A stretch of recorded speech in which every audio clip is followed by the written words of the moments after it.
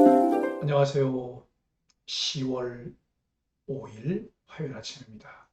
말씀과 함께 새롭게 여는 소망의 아침을 시작하겠습니다. 고 옥하는 목사님은 고난을 통해 역경을 통해 우리가 받을 은혜와 축복은 상상할 수 없이 크다라고 이야기합니다. 출애굽기 18장 1절로 12절까지 말씀을 본문으로 하여 구원의 은혜를 나누는 기쁨, 인격적으로 만난 하나님이라고 하는 주제로 함께 말씀을 나누기를 원합니다. 애굽 땅을 떠나 홍해를 건넌 이스라엘 자손은 시내산 근처 르비딤에 당도했습니다. 애굽 땅 라암셋을 출발해 그곳 르비딤에 이르기까지 그들의 여정은 말 그대로 매우 긴박하게 진행되고 있었습니다. 특히 아말렉 족속과의 전쟁을 치르게 되리라고는 아무도 예상하지 못했습니다. 그러나 여호와 하나님의 능력의 손이 함께 하신 덕분에 이스라엘 자손은 아말렉 족속과 벌인 전쟁에서 승리할 수 있었습니다.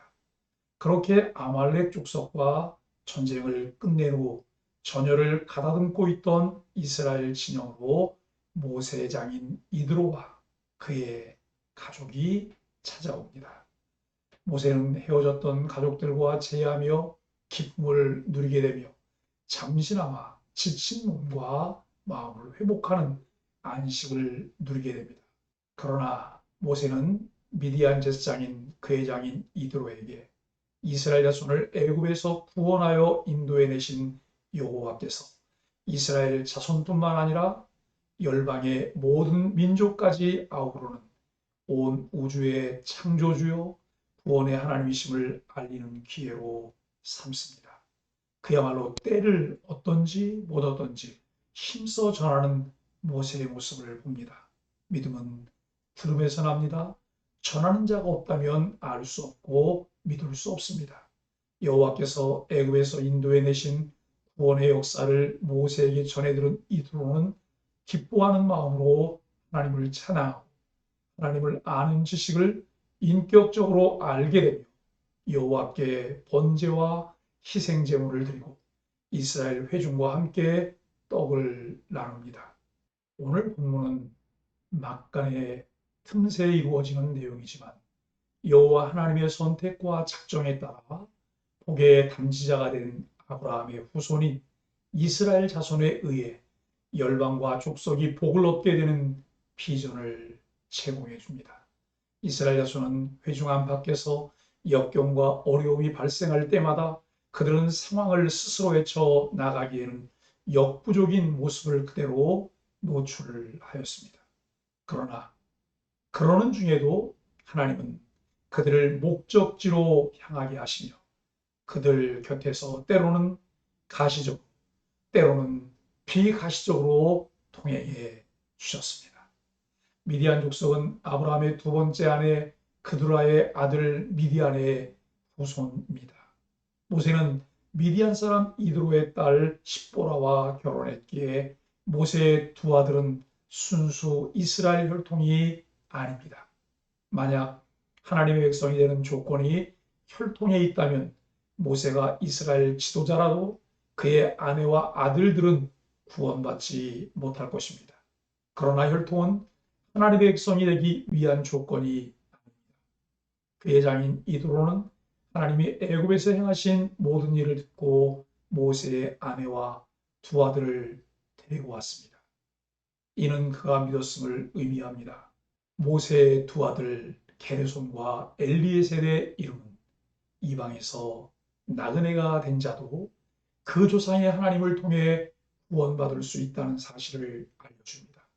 이스라엘 백성이 애굽에서 광야를 지나 하나님의 산 시내산에 도착했던 것처럼 이도로 역시 자기 집을 떠나 광야로 들어와 하나님의 산에 도착했습니다.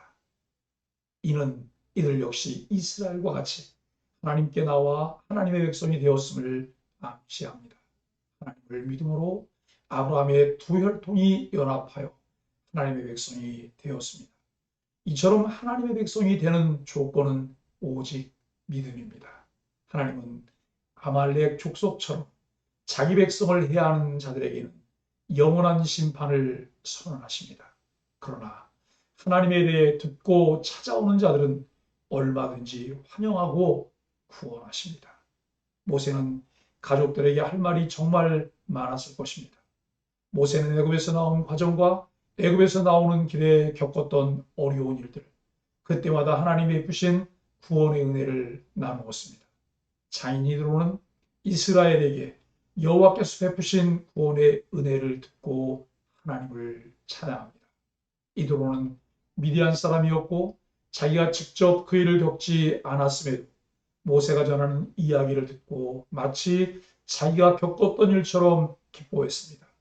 이는 그가 이스라엘 백성과 같은 마음을 품은 자로서 하나님의 백성이 될 자격을 갖추고 있었음을 보여줍니다.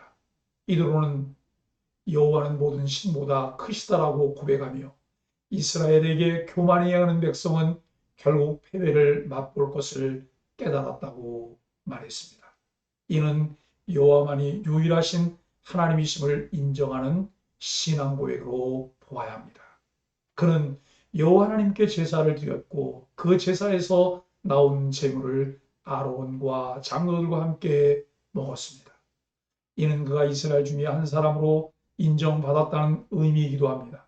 이처럼 온 세상을 구원하시는 하나님의 섭리는 예수님 이후에 시작된 것이 아닙니다. 출애굽 당시에도 하나님은 당신을 향한 신앙을 고백하며 이스라엘이 겪은 일을 자기 일처럼 생각한 자를 당신의 백성으로 삼으시고 구원하셨습니다. 그러기에 우리도 교회의 문턱을 스스로 높이지 않도록 해야 합니다. 교회는 사람들이 참여하기 쉬운 공동체여야 합니다. 하나님의 백성을 해하는 자는 반드시 심판을 당하지만 그러지 않는 자들에게는 언제나 구원의 문이 활짝 열려 있습니다. 오늘도 우리가 만날 사람들 중에는 아직 복음을 제대로 듣지 못한 사람이나 교회에 대하여 관심을 갖는 사람, 신앙을 가졌다가 떠난 사람이 있다면 좀 더 적극적으로 하나님의 크신 사랑을 소개하여야 합니다. 사랑하는 소망의 가족 여러분, 이방인이었던 이드로는 여호와께서 이스라엘 자손을 위해 베푸신 구원의 역사를 즐거워하고 찬양하며 그분을 아는 지식을 고백할 뿐만 아니라 여호와를 숨기는 신앙 공동체의 일원이 되어 예배를 드리며 떡을 나누었습니다. 그가 보인 일련의 반응은 여호와께서 애굽 왕 바로와 그의 식민들과 이스라엘을 통해 성취하기를 그토록 염원하셨던 하나님의 비전이었습니다. 여호와께서 아브라함을 택하셔서 그의 후손을 통해 복을 열방으로 흘러가게 하시기를 원하셨던 비전 역시 다르지 않습니다. 구원의 은혜를 나누는 기쁨을 함께 누리며 하나님을 인격적으로 만나는 사람들이 날마다 더해가는 은혜가 있기를 예수 그리스도의 이름으로 간절히 축복합니다. 함께 기도하겠습니다. 이방인인 이드로와 이스라엘인인 모세가 함께 하나님을 찬양하는 모습을 보여주시니 감사합니다. 오늘도 우리의 삶의 현장에서 역사하시는 구원의 하나님을 맛보며 친밀한 교제를 나누게 하여 주옵소서. 그 은혜를 나누며 함께 하나님을 찬양할 영혼들을 붙여 주옵소서. 예수님의 이름으로 간절히 기도합니다. 아멘.